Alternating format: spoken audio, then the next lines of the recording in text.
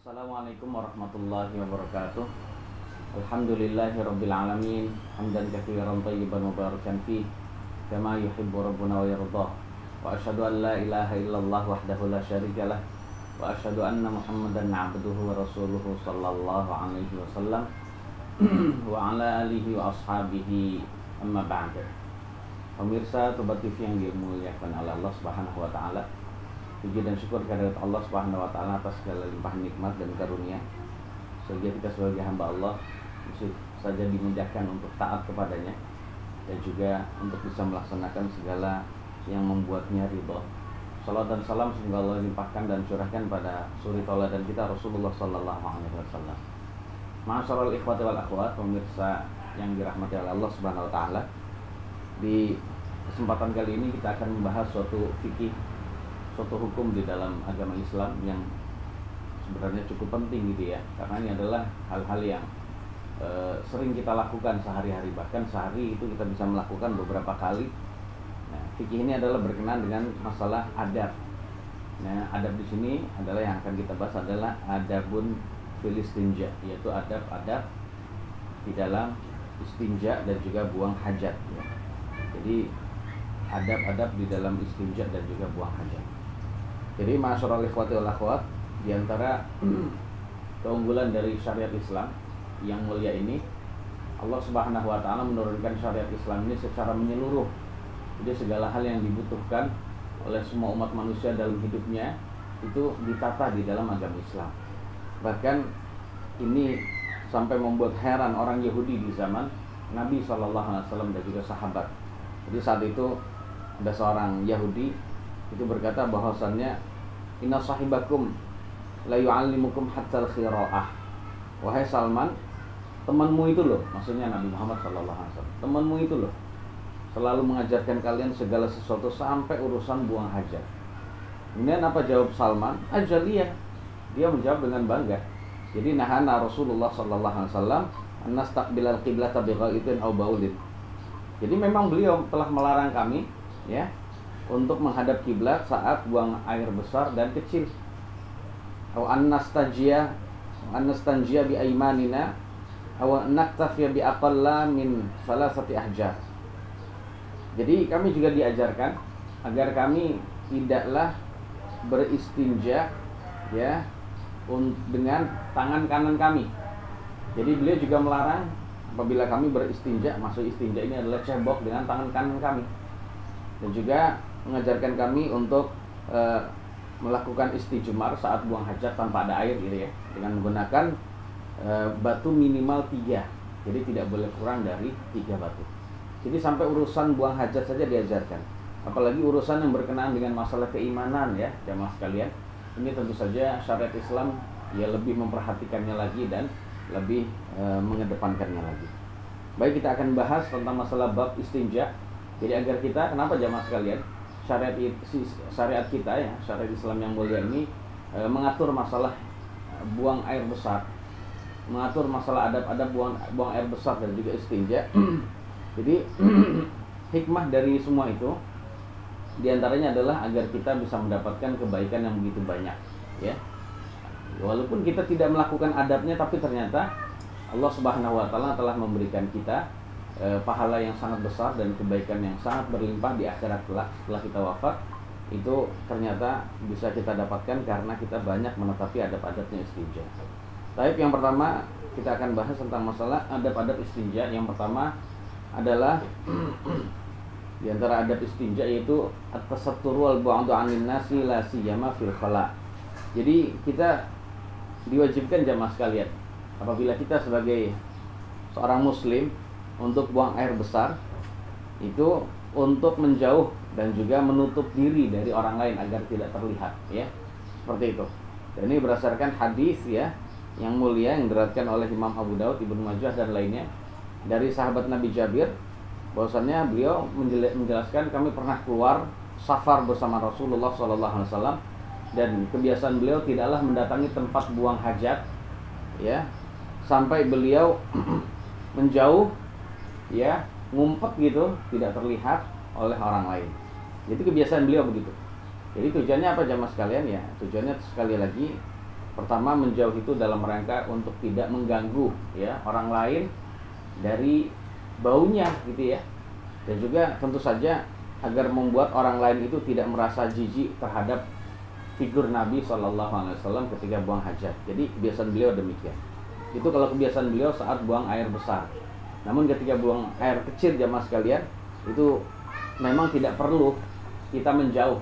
Ya, yang penting kita tidak terlihat aurat kita. Ya, buktinya Nabi kita SAW saat buang air kecil itu tidak menjauh dari orang lain. Artinya ia dekat dengan orang lain, akan tetapi beliau itu tidak sampai memperlihatkan auratnya. Jadi berdasarkan riwayat dari Imam Abu Dawud ya, bahwasannya sahabat Nabi yang mulia Hudzaifah itu berkata bahwasannya fadhahabtu ataba'adu fada'ani hatta kuntu 'inda aqibaihi. Jadi Hudzaifah bin al-Yaman beliau pernah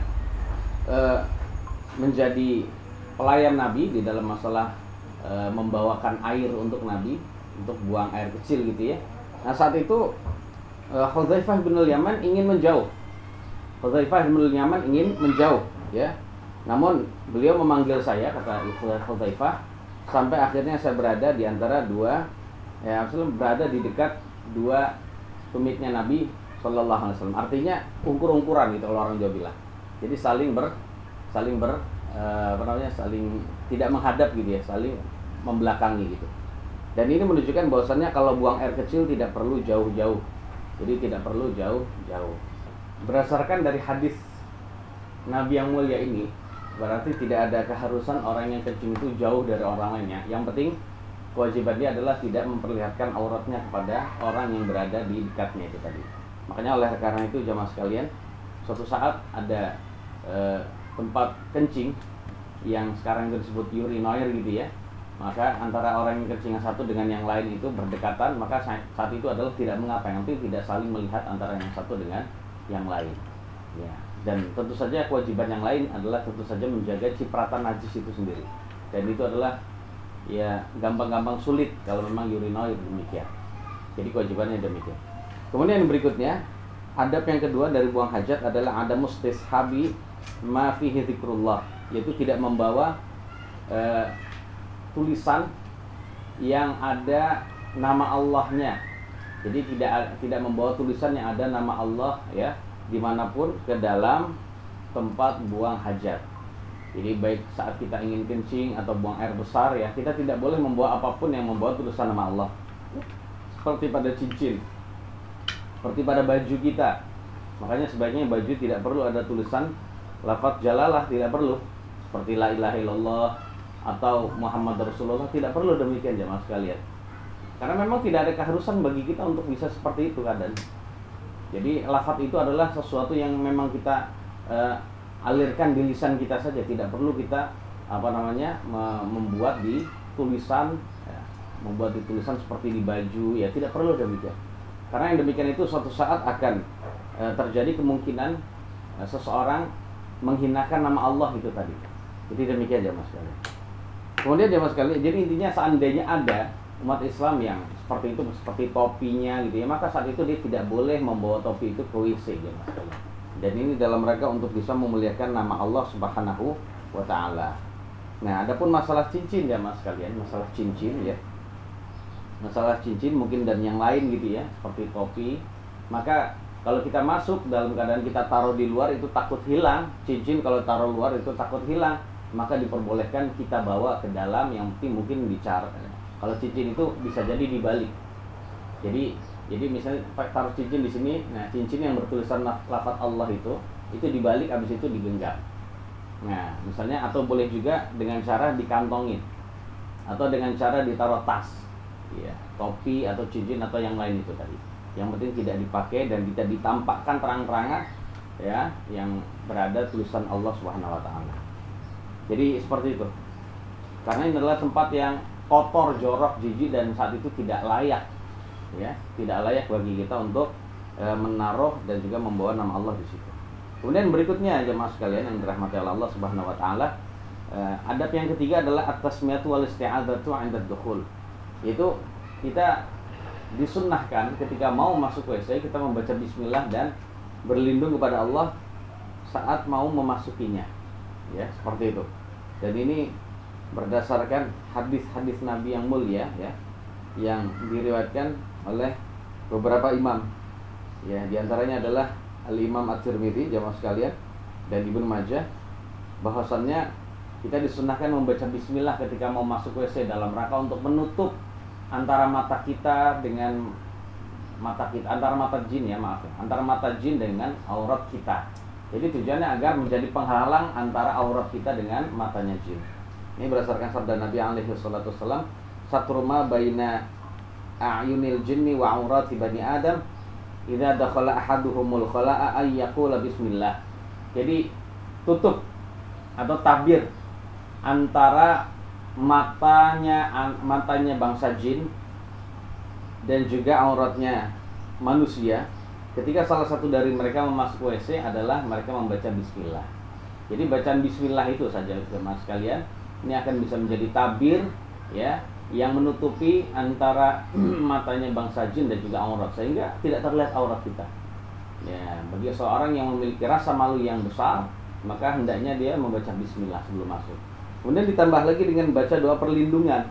Ya, seperti hadis yang sahih riwayat Imam Al-Bukhari, Muslim dan lainnya, bahwasanya kebiasaan Nabi kalau mau masuk WC itu membaca Allahumma inni a'udzubika minal khubuthi wal khaba'ith. Jadi Allah, sesungguhnya aku berlindung padamu dari setan-setan laki-laki dan setan-setan perempuan. Kenapa demikian jemaah sekalian? Ya, pertama ini adalah sunnah, dan memang di dalam hadis Nabi yang mulia lainnya, ya, WC atau tempat buang hajat dimanapun itu berada, baik di dalam ruangan maupun di luar ruangan, yang penting itu adalah dipakai buat tempat buang hajat, itu adalah tempat yang selalu didatangi dan dihuni oleh banyak setan dari laki-laki dan perempuan. Jadi seperti itu, dan kita minta perlindungan pada Allah darinya. Ya, seperti itu. Nah, jemaah sekalian yang dirahmati Allah Subhanahu wa taala, ini dibaca saat kita buang air besar di dalam ruangan gitu ya. Ini kita baca adalah sebelum memasukinya. Ya, jemaah sekalian, sebelum memasukinya. Sebab tidak layak bagi kita mengucapkan zikir ini ketika sudah berada di dalam. Ya, seperti itu. Adapun kalau seseorang buang air besar atau buang air kecil di tempat terbuka jemaah sekalian, maka saat itu dia mengucapkannya adalah ketika sebelum membuka auratnya atau sebelum membuka pakaiannya, ya, seperti itu. Kemudian jemaah sekalian yang dirahmati Allah, ya, ini adalah adab yang ketiga ya, penting sekali bagi kita. Ya, karena setiap adab yang dilakukan oleh umat Islam saat dia mau buang air besar atau kecil, maka itu akan dinilai pahala kalau memang dia niatkan begitu. Jadi buang air besar saja jemaah sekalian, buang air besar atau buang air kecil, buang hajat saja itu bisa menghasilkan pahala bagi dia.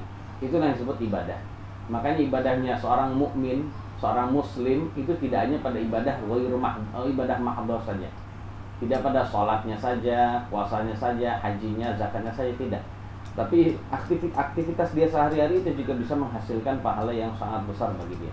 Maka hendaknya umat Islam ini benar-benar banyak menyimpan pahala di akhirat dengan cara meniatkan ya kebaikan dan diniati untuk ikhlas dalam melaksanakan adab-adab ini.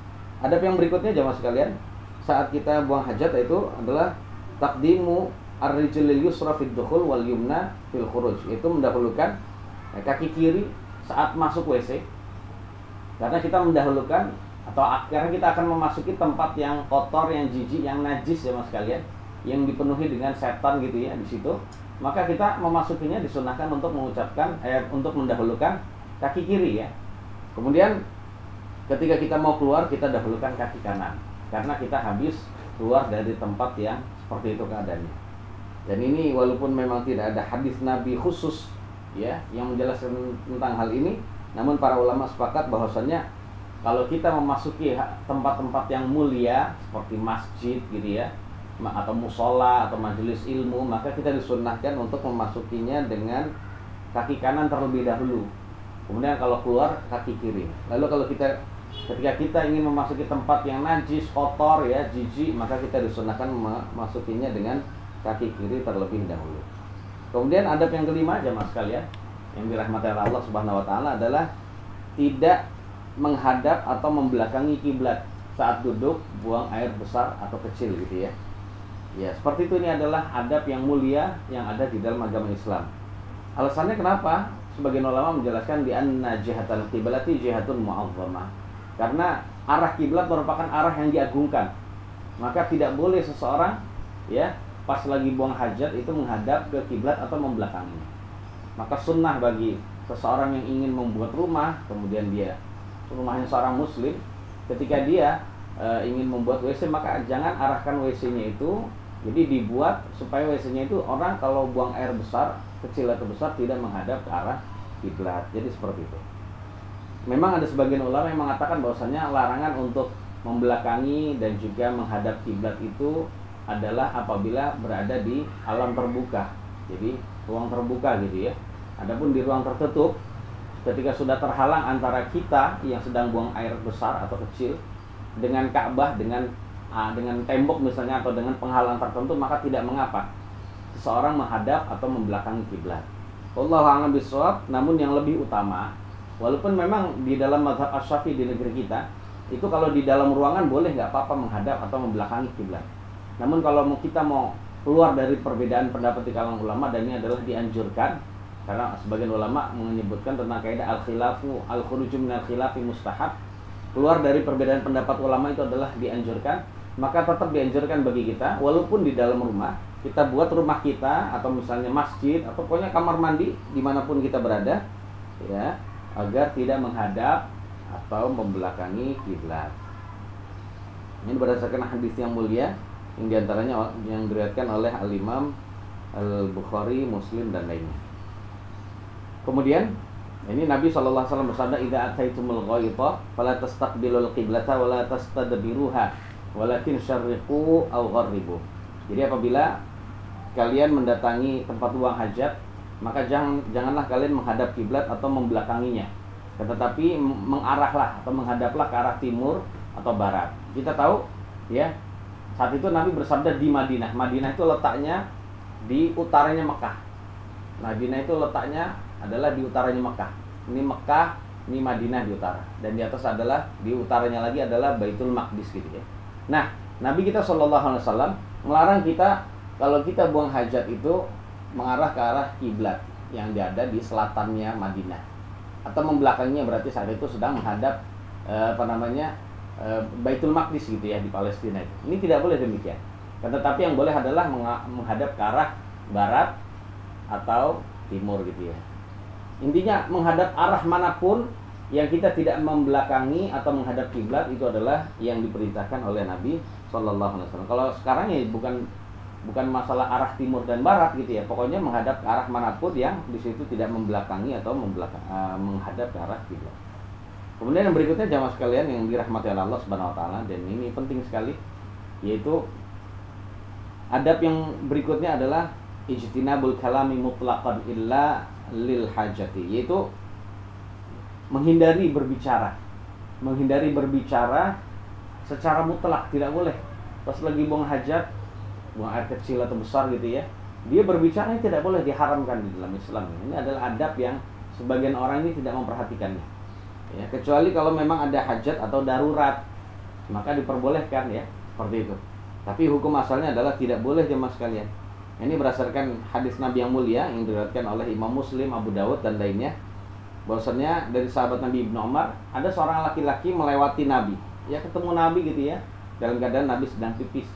Kemudian laki-laki tersebut salam kepada Nabi, "Assalamualaikum ya Rasulullah." Namun Nabi kita alaihi salatu wasallam tidak menjawab salam dia. Ya. Padahal menjawab salam itu hukumnya apa jemaah sekalian? Wajib. Waalaikumsalam itu wajib hukumnya gitu ya. Nah, beliau tidak menjawab salam ya. Ini berarti menunjukkan bahwasannya berbicara itu adalah haram. Jadi haramnya berbicara atau juga berzikir ya saat buang hajat ya. Dalam keadaan demikian tidak boleh. Berbicara apapun jemaah sekalian, walaupun untuk mengucapkan sesuatu yang wajib. Nah, karena dan ini menunjukkan bahwasannya apabila bertentangan gitu ya, atau berhadapan gitu ya, atau kontradiksi antara kewajiban dan juga keharaman, maka yang didahulukan adalah yang haram. Dan ini tidak hanya ucapan menjawab salam saja jamaah sekalian. Seperti kita lagi buang air kecil atau besar bersin, kita tidak boleh mengucapkan alhamdulillah dengan lisan kita. Namun dengan hati tidak mengapa, berzikir dengan hati, maka satu itu tetap berpahala bagi dia.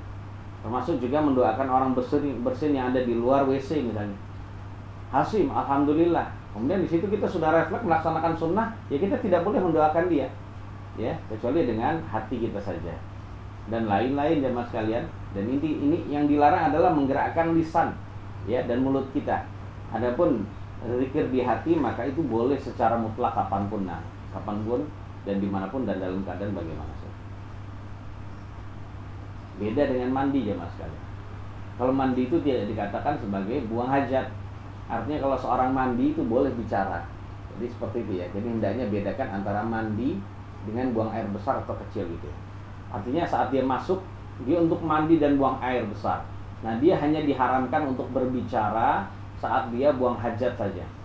Buang air kecil atau besar gitu ya. Namun setelah selesai dia cebok gitu ya, kemudian mandi, membasuh air seluruh tubuhnya, maka tidak mengapa dia berbicara. Hendaknya dibedakan. Yang berikutnya, adab yang berikutnya adalah ijtinabu qada'il hajati fi tariqin nasi wa mustadhillihim wa nahwi dzalik. Jadi dihindari. Jadi adab yang berikutnya adalah kita menghindari untuk buang hajat di tempat atau jalan yang selalu dilalui oleh orang lain. Ini nggak boleh jalan umum kemudian buang air besar atau kecil di situ. Minimal pipis lah gitu ya. Ini tidak boleh jemaah sekalian. Begitu juga tempat yang biasa digunakan oleh umumnya orang untuk berteduh. Seperti kalau sekarang adalah halte, pipis di situ, apalagi buang air besar, naudzubillah gitu ya. Ini tidak boleh. Termasuk di bawah pohon, itu juga tidak boleh, di bawah pohon yang berbuah khususnya. Dan ini tentu saja akan mendatangkan laknat orang lain terhadap diri kita. Nah, hati-hati jemaah sekalian. Jadi jangan pipis sembarangan. Jadi adab untuk tidak buang air besar atau kecil sembarangan adalah adab Islam yang mulia yang diajarkan oleh Nabi kita alaihi salatu wassalam. Maka suatu ketika beliau bersabda jemaah sekalian, ittaqul la'inain. Jadi hindarilah dua tempat yang mendatangkan laknat, ya. Jadi hindarilah dua tempat yang mendatangkan laknat. Kemudian para sahabat bertanya, "Wa mal la'inani ya Rasulullah?" Apakah la'inan? Apakah dua perkara yang melaknat itu? Maksudnya apakah yang dimaksud dua tempat yang mendatangkan laknat itu? Ya, Nabi kita sallallahu alaihi wasallam jawab, "Allazi yatakhalla fi tariqin nasi au fi dhillihim." Yang dimaksud hal ini adalah seseorang yang buang air besar di jalan yang dilewati oleh umumnya manusia, ya, atau di tempat yang digunakan untuk berteduh bagi mereka. Ini tidak boleh. Contohnya adalah seperti halte dan juga pohon yang berbuah atau lainnya. Jadi nggak boleh jemaah sekalian. Membuat orang lain melaknat itu juga tidak bagus. Sekali lagi, orang lain melaknat itu juga tidak bagus. Namun membuat orang lain melaknat kita ini adalah yang dilarang. Jadi seperti itu jemaah sekalian. Jangan sampai kita sembarangan dalam buang hajat. Kemudian yang berikutnya, jemaah sekalian, adab yang berikutnya adalah kita juga dilarang untuk buang air kecil. Ini khusus buang air kecil ya. Di tempat di mana kita mandi. Jadi kita buang air di mana kita mandi ya Mas. Ini tidak boleh. Kita mandi di situ, berenang-renang di situ, tapi saat itu kita buang air kecil di sini tidak boleh. Kecuali kalau kita memang buang air kecil ya di tempat contohnya sungai. Kita kencing di situ, habis itu kita mandi, tidak mengapa. Karena itu akan hilang seperti itu. Ini contohnya adalah orang Jawa bilang sendang gitu. Jadi kayak danau kecil gitu. Atau misalnya tempat mata air kecil gitu, di situ orang banyak mandi, habis itu sebelum dimandi dikencingin gitu. Ya, ini tidak boleh ya Mas. Walaupun itu juga mungkin ngalir kemana gitu, tapi tidak demikian, tidak seperti halnya lautan atau sungai, tidak demikian. Jadi hendaknya kita berhati-hati, jangan sampai kita mandi di tempat yang barusan kita kencing, ini tidak boleh. Nah, dalam hal itu jemaah sekalian, hendaknya kita juga menghindari saat kita berenang kencing di situ, tidak boleh. Jadi betapa Islam itu benar-benar memperhatikan kebersihan. Umumnya orang tidak memperhatikan itu. Jadi pas lagi dia berenang, dia pipis sembarangan di situ di tempat dia berenang itu. Nauzubillah. Nah, kalau kita katakan hukum Islam ada ngatur nggak hal ini? Jadi hukum Islam itu ada kalanya boleh, ada kalanya tidak boleh, ada kalanya halal, ada kalanya haram gitu ya. Nah, kalau dikatakan pada dia, insya Allah pasti dia akan mengatakan bahwa ini tidak baik. Tidak baiknya dalam Islam adalah menunjukkan tidak boleh jemaah sekalian. Berarti hendaknya kita kalau lagi berenang gitu ya, kita berenang, maka kalau ingin buang air kecil kita naik, habis itu ke WC dulu, baru saat itu berenang lagi. Itulah yang lebih baik. Dan bahkan ini adalah benar-benar menetapi adabnya Islam. Kemudian yang berikutnya jemaah sekalian, tidak boleh juga kita buang air kecil di tempat yang atau di air di air yang tenang. Air itu tidak mengalir, kita kencing di situ tidak boleh. Ya, seperti itu jamaah sekalian ya. Ini benar-benar dilarang. Apapun keadaannya, apapun kondisinya tidak boleh. Ya, tidak boleh. Kemudian yang berikutnya jamaah sekalian, yaitu saat kita buang air kecil atau besar atau saat kita buang hajat, kita dianjurkan untuk mendatangi tempat yang kalau di umum itu tempat yang gembur gitu ya, tempat yang gembur ya saat kencing, dan menghindari tempat yang padat. Tempat yang padat dalam rangka untuk menghindari terperciknya ya najis kepada diri kita atau pakaian kita. Ya seperti itu. Kalau sekarang ya mungkin sulit seseorang, jarang sekali kita jumpa sekarang orang kencing itu di ruang terbuka, jarang ya mas kalian. Mau nggak mau dia akan kencing di tempat yang tertutup. Dan kalau kita lihat tempat tertutup di sini adalah tempat yang memang padat, dan itu bisa memercikan kembali najis kencing itu kepada kita kalau kita tidak berhati-hati. Makanya berhati-hatilah itu dengan cara, kalau kita misalnya ini tembok, maka satu itu kencingnya itu adalah di pangkalnya tembok. Jadi jangan begini, jangan misalnya ini kembali lagi kembali lagi gitu ya. Ini tidak boleh demikian. Sampai seperti itu saja. Karena definisi najis yang pernah kita bahas ya dahulu adalah sesuatu yang dianggap jijik oleh syariat, yang seorang muslim diperintahkan untuk menghindarinya. Jadi harus dihindari itu najis itu ya. Harus dihindari ya mas kalian. Jadi agar kita benar-benar sempurna hidupnya. Jadi hati-hati. Jadi hendaknya berhati-hati. Dan juga perlu diingat, mungkin kita karena sudah dewasa gitu, insya Allah bisa menjaga terhindar dari percikan najisnya kencing itu. Namun yang wajib juga perhatikan jamaah sekalian adalah kita harus menghindari percikan air istinja. Nah itu tadi, karena air istinja itu adalah suci asalnya. Airnya sebelum diistinja itu adalah suci. Tapi ketika untuk menyucikan kemaluan kita, ketika turun itu adalah air yang najis ya mas sekalian. Nah karena itu adalah air yang najis dan itu sering terpercik kemana-mana, dan kita harus menjaganya. Jangan sampai kepercikan itu kembali kepada baju kita, celana kita khususnya gitu ya, dan juga kembali kepada kaki kita, sehingga kita tidak merasa itu adalah suci saja. Nauzubillah, ini berarti adalah termasuk salah satu bentuk kelalaian ya, salah satu bentuk kelalaian.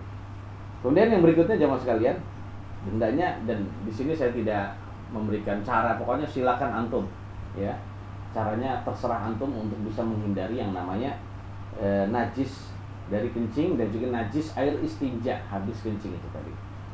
Ya, adab yang berikutnya jamaah sekalian dalam pertemuan ini adalah adab yang ke-11, yaitu menetapi adab-adab istinja.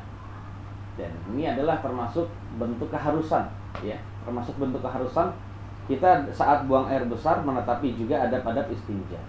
Adab-adab istinja itu apa saja sih jamaah sekalian? Di antara adab istinja adalah kalau kita pipis gitu ya, tidak boleh menyentuh tangan kanan, tidak boleh menyentuh kemaluan dengan tangan kanan. Termasuk saat istinjanya juga. Saat istinja itu ya, kalau saya sebut istinja itu maknanya adalah cebok ya. Saat cebok dengan air itu tidak boleh kita gunakan tangan kanan untuk cebok dengan kemaluan itu. Mencebok kemaluan gitu ya maksud saya. Ini tidak boleh, tapi dengan tangan kiri. Ya pas pipisnya itu tidak boleh menyentuh dengan tangan kanan gitu ya. Kemudian pas lagi istinja pun demikian. Seperti itu jamaah sekalian yang dirahmati oleh Allah Subhanahu wa taala. Kemudian yang berikutnya, yang terakhir jamaah sekalian, yaitu ayyaqula idza kharaja ghufranaka. Yaitu kita disunnahkan dalam adab ini, ketika kita telah keluar dari tempat buang hajat, untuk mengucapkan ghufranaka. Untuk mengucapkan ghufranaka. Ini maknanya adalah ghufranaka, ya Allah, saya memohon ampunanmu. Saya memohon kepadamu ampunanmu. Dan ini sangat ya dianjurkan sekali bagi kita untuk tidak melupakan zikir pada Allah, ghufranaka. Jadi kata ghufran itu maknanya adalah ampunan, dan ini termasuk salah satu sighat atau kalimat istighfar. Ya. Kalimat istighfar itu sangat banyak ya mas kalian, diantaranya adalah ghufranaka. Kita mohon ampun kepada Allah Subhanahu wa taala. Dan ini memang diajarkan Nabi yang mulia dalam hadis yang hasan yang diriwayatkan oleh Imam Abu Daud, At-Tirmidzi dan lainnya.